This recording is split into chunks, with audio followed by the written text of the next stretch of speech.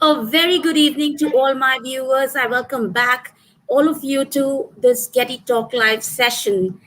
And today is International Day of Happiness. And this is why I have a very special guest with me. Before I introduce her, I would also like to tell you that she's a very warm and loving person. You can go on talking to her for hours and hour, and she's going to make you happy, the most happiest person. So she's none other than Seetha Sagaran.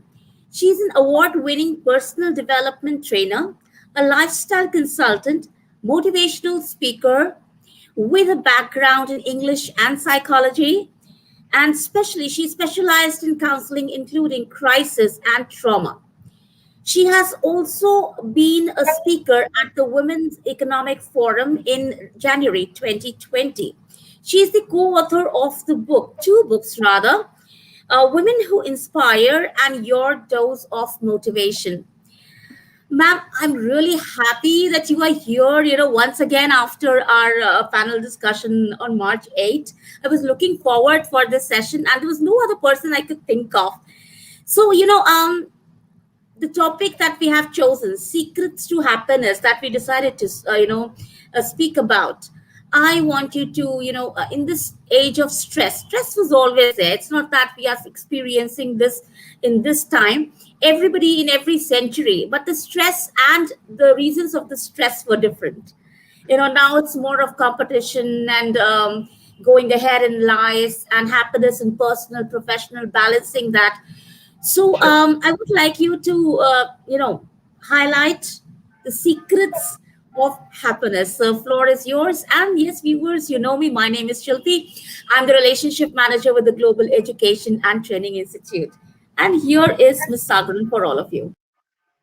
Thank you so much, Shilpi. Thank you so much. I love the warm introduction you have given me.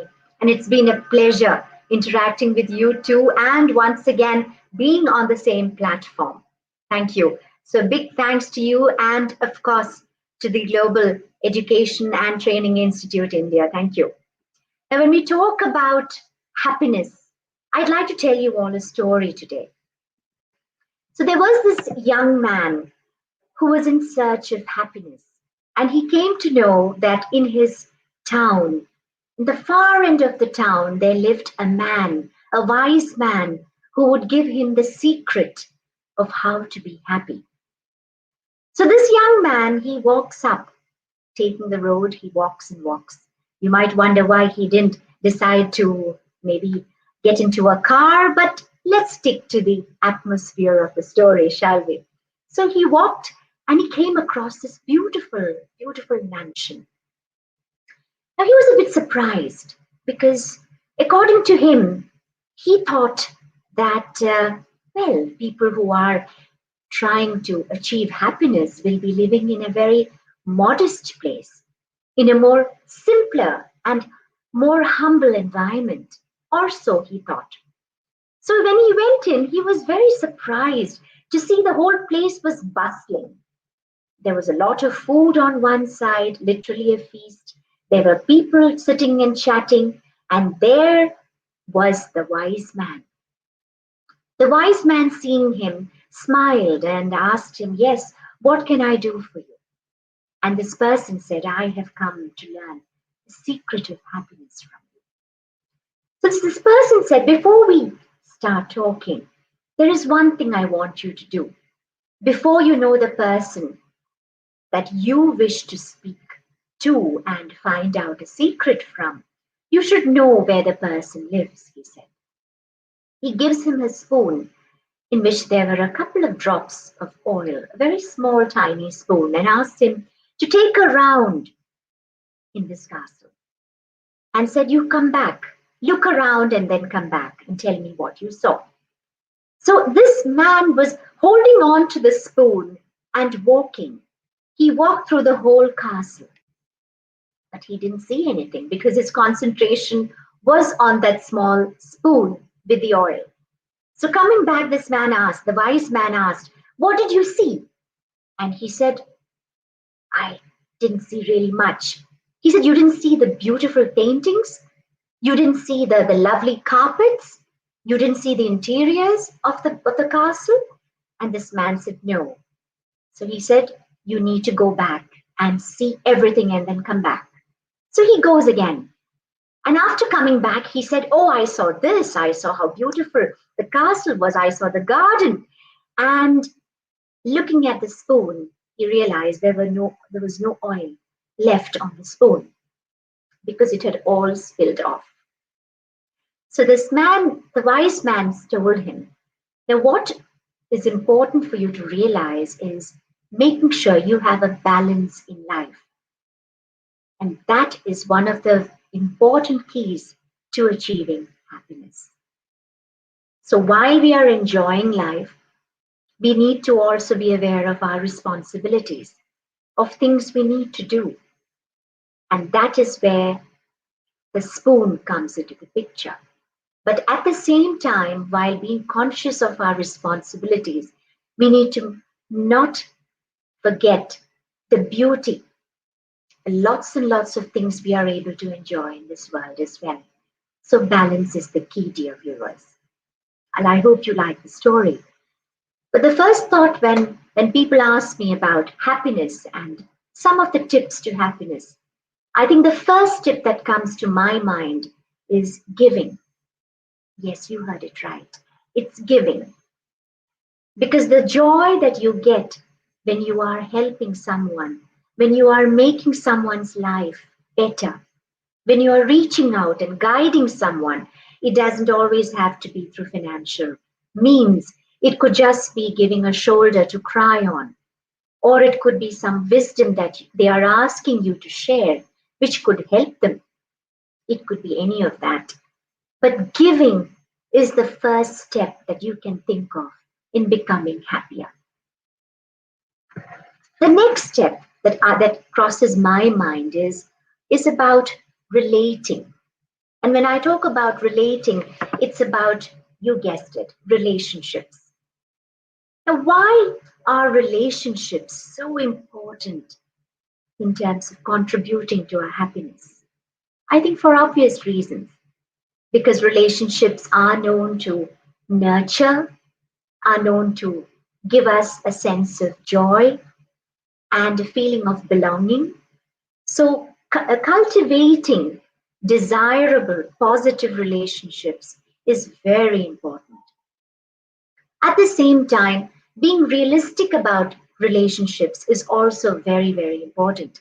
When I say realistic, what I'm thinking about is the number of times I've heard people come across and tell that, oh, but I thought that person was my friend.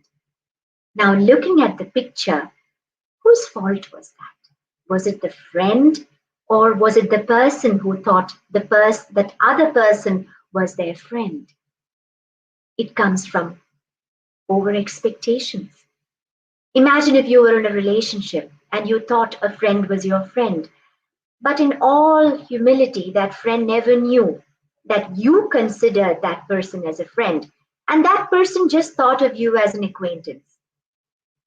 Therein lies the challenge. So cultivate relationships. They might be few, but that are strong and that hold a lot of value to each other. It's very, very important in terms of nurturing the existing relationship that you have. The next thing is, of course, taking care of yourself, wellness, exercising, yoga, possibly, meditation. Taking care of yourself is very, very important. Initially, there are some people who feel very hesitant about taking care of themselves. They consider it as, oh, am I not focusing too much on myself? But unless you learn to love yourself, how can you expect to receive love? And it's so important that you respect the person you are as much as you respect others around you. So we come to wellness and the importance of wellness in our happiness. Appreciating. Now, when I talk about appreciating, it's not just about liking what you have. It's just about looking around you and thinking of how much there is to appreciate in this beautiful world. Of course, there are things that are extremely challenging, extremely harsh, and things that could definitely be much better.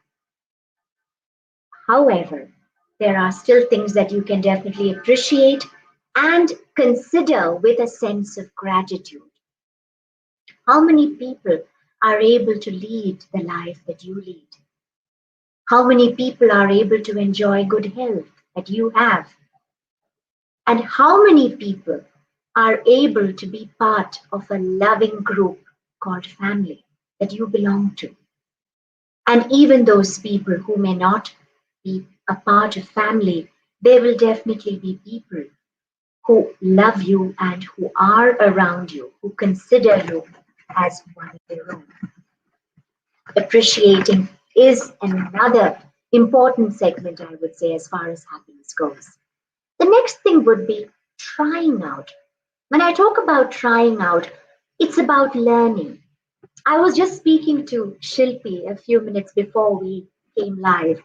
We came live on this session, and she was just asking me about my learning and the journey that I have been taking for so many years. I'm a part of so many years, and I look forward to being a part of, all the time, I would say.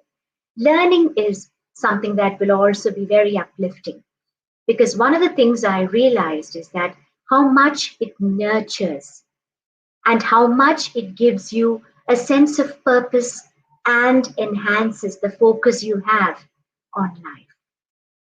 So, learning is fundamental. So, those of you who believe you have everything going, a great life, loving people, and sometimes you feel a sense of dissatisfaction, please, I request you to look at yourself, look within, and ask yourself, is this where I wish to be? Do I need to learn and grow? And I can assure you, yes, we all can always grow and become better.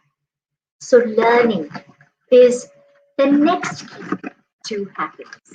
And of course, when I talk about learning, it is personal development, whether it's personal or professional.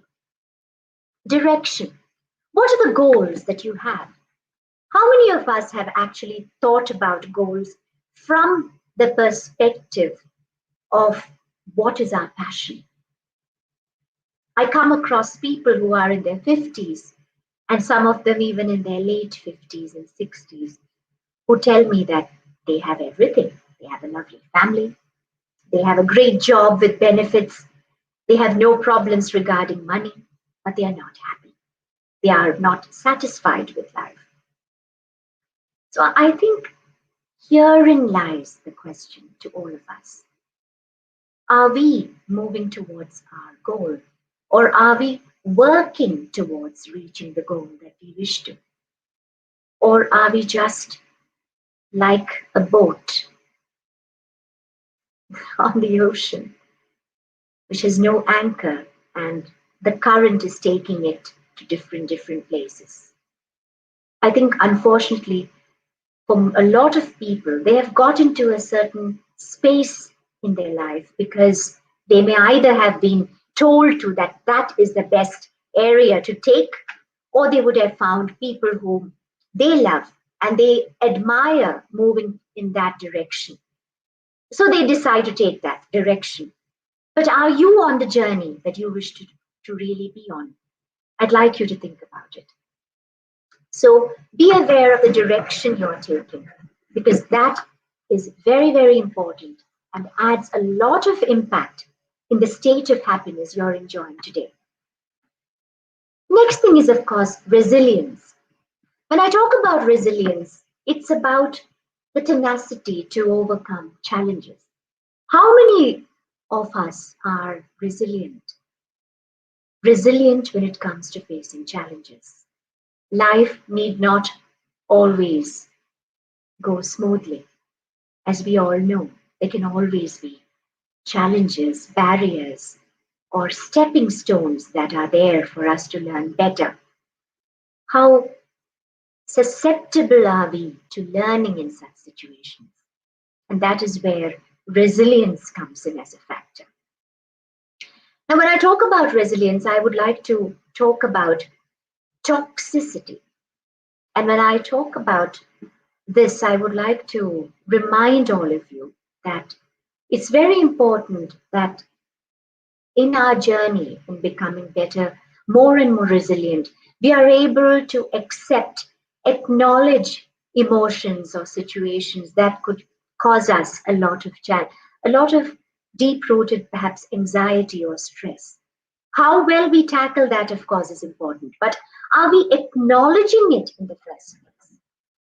Because a lot of times people around us, with of course our best interests at heart, might tell us, come on, it's fine, just focus on the better, focus on the better. But are we allowing them to acknowledge, accept the fact that they are experiencing a sense of anxiety and stress, allowing them to heal, allowing them to acknowledge what they are going through as natural? And I think this is very, very important because this is something which adds to our resilience, which adds in making us a lot more stronger in facing life and facing the future. And of course, making us happier as well. Now, there are some people have talked about toxic positivity. And I think this is what I just mentioned a little while back. How much are we to blame for this? That is something I would like all of you to think about. Because, like I said, allow people to feel what they need to feel. But should we find that they are unable to overcome, that is when probably we need to help them more. Maybe it could be therapy. And I think we need to enable people to take such steps in helping. Because just like physical health, mental health is very, very important to be taken care of. There is, of course, a gradual shift, I'm very happy to note today, regarding taking care of mental health. But I think we still have a considerable distance to go as far as taking care of mental health effectively goes. So please, I request all of you to focus on making sure that you all focus on your mental health and state of mind. That is where positive thinking comes in. We've all heard of positive thinking, yes. But are we being positive? And one of the techniques I think I would like to share here with you is when we are either speaking negatively or we are involved in anything which is not necessarily positive for us, we are taking ourselves away from happiness. I'll give you an example. When it comes to happiness, I realize that some of the magazines that we might come across, maybe it could be while we are waiting to in an office perhaps, and you would find some of the magazines which is relating to not really much, just probably gossip and entertainment. If it's just entertainment, that's fine. But are we drawn towards gossip? Now, if we are, I can assure you it's not enabling you to be any happier because it's taking us away from our attention to positive thinking. How can we be more positive? Think positive, talk positive, be positive, and do the things that can lead us into thinking better and being more happier. The next thing I would talk about is emotion, which is, of course, related to positive thinking. The kind of emotions we engage ourselves in makes a huge difference to the state of mind. I'd like to ask you these questions. Are you stressed? Are you prone to anger? Are you suspicious by nature? Or do you think the worst in any situation? If the answer to any of these questions is a yes, it's time for you to make a shift in your thinking. Acceptance about who you are. Now, I think this is also something which is very, very important when it comes to all of us. Because Not everyone is comfortable about being who they are. None of us are perfect. But have we accepted the fact that we are all imperfect and we have a lot of areas we need to improve and work on? So, accepting us for who we are is absolutely fine. Don't you accept people around you? So, why not yourself? Be more compassionate about your learning, your growth, your progress, as much as you show compassion for others around you.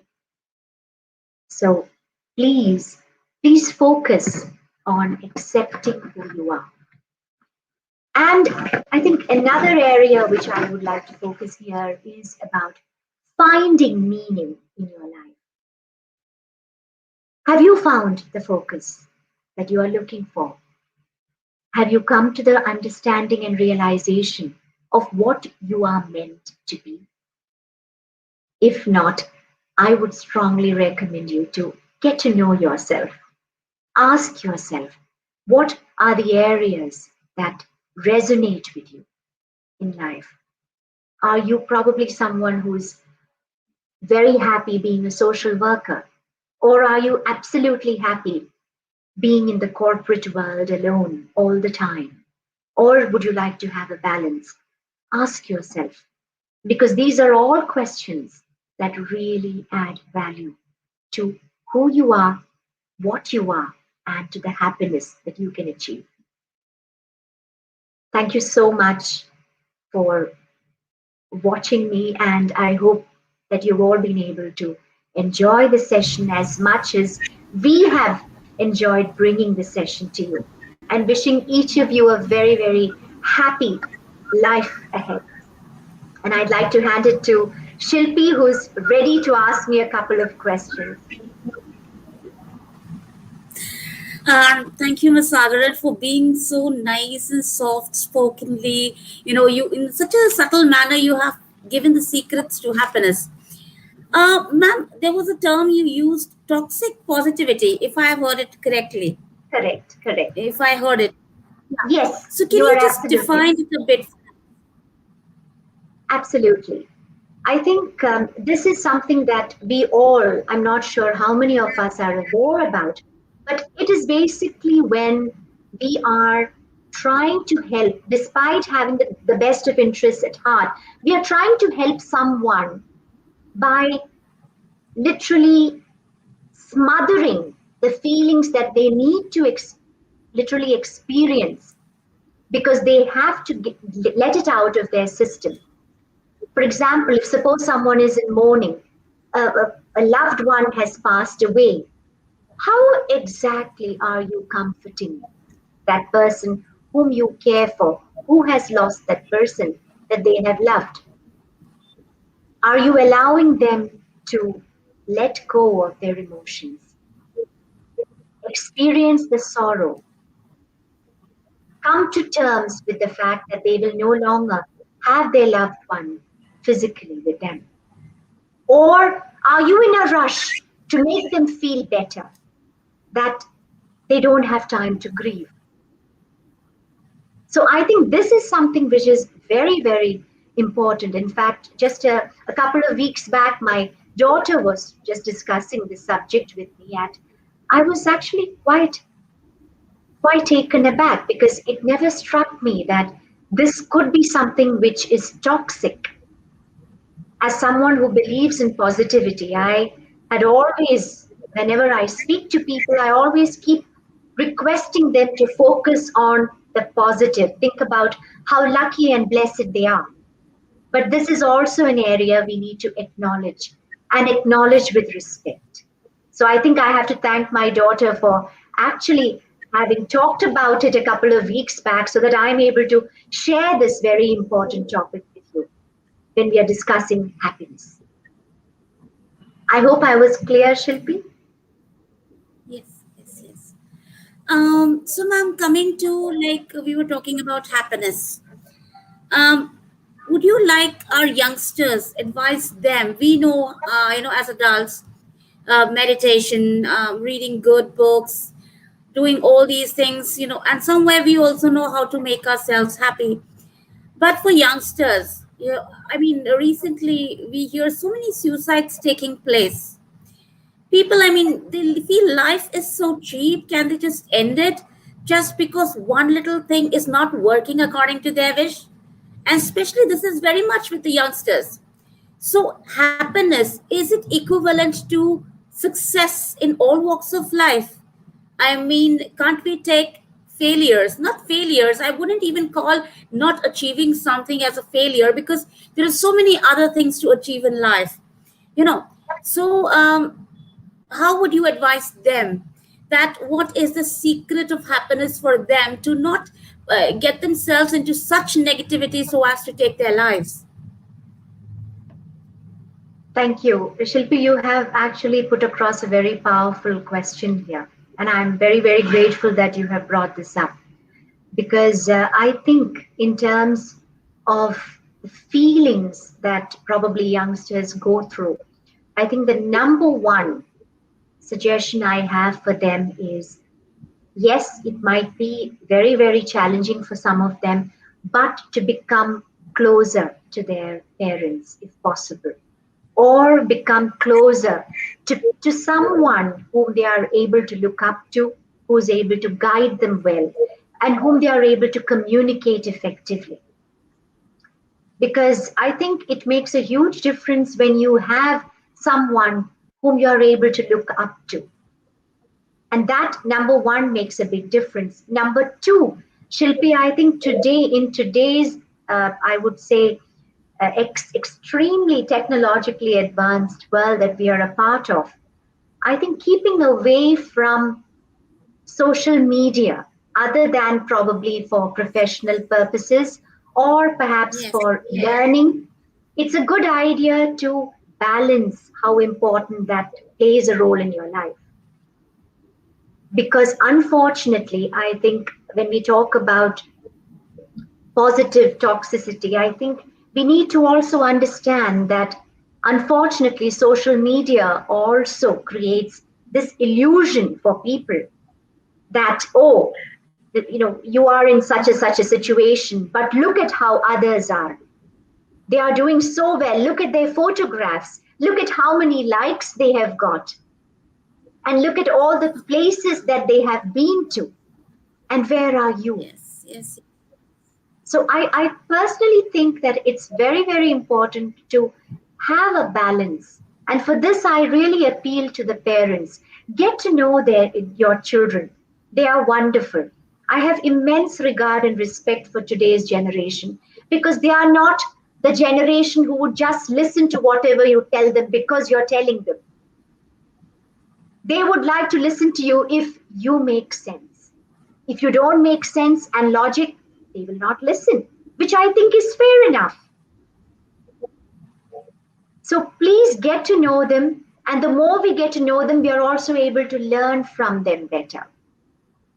In fact, when we talk about learning from them, I'd like to mention here, Shilpi, that in the second book, which I was fortunate to be a co author of, I have actually mentioned Yeah. both my children playing such an important role in my learning journey. So, parents, please, I appeal to you, get to know them better. And the third thing I would like to mention to parents here is please allow them to fly. Let them get into a profession that they would like to be in. And sometimes people take a long time to decide what they want to do. And I'm an example of that. Yes. So please allow them to get into the journey that they are meant for. Because then they will not be wanting you to constantly tell them, oh, don't you have to do this? Don't you want to do that? Because it will be their passion.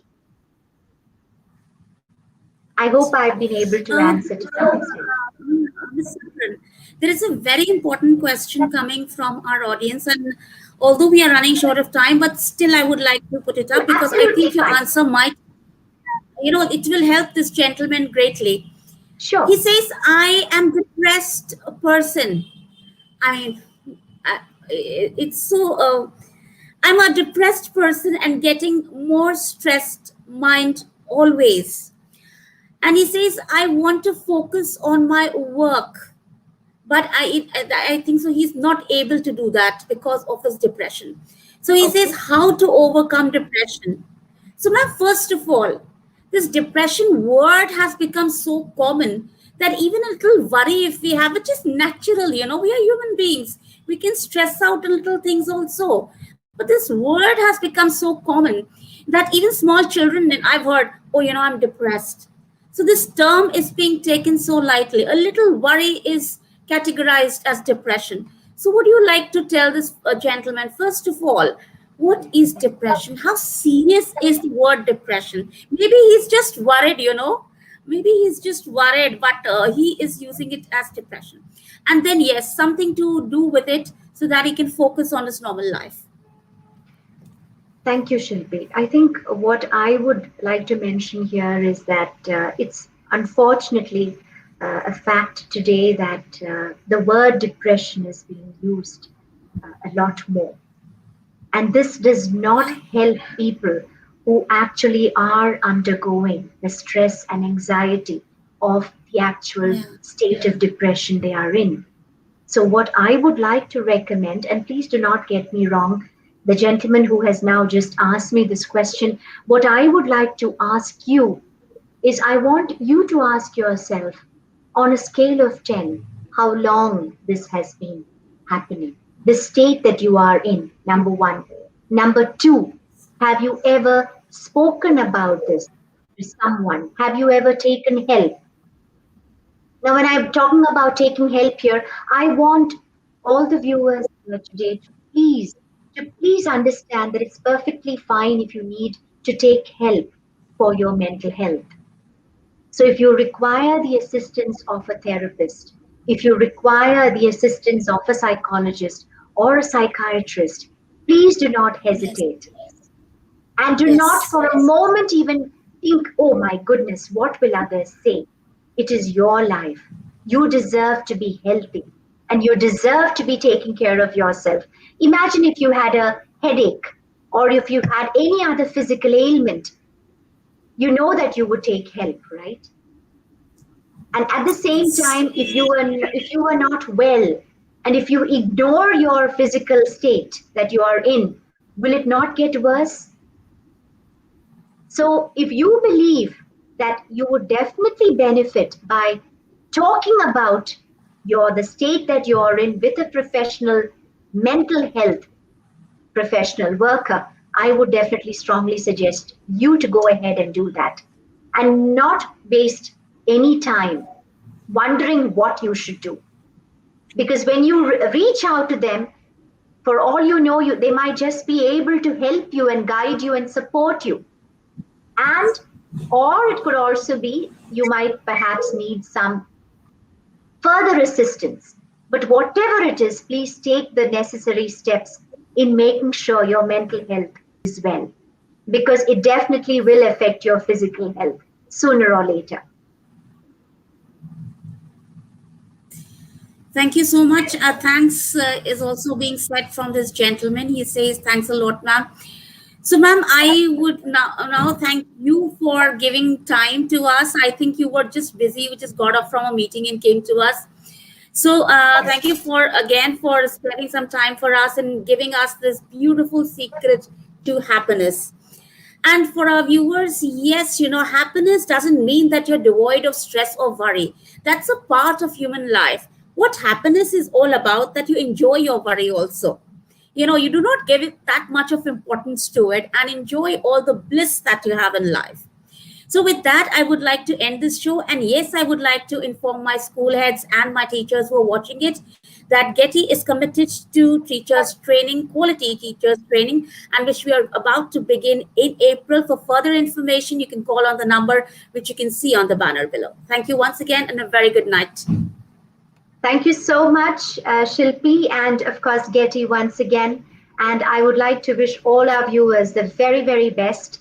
And please, Shilpi, if you do not mind, if you can just type in my email address, my website detail, so that should anyone wish to contact me, you're most welcome to do so.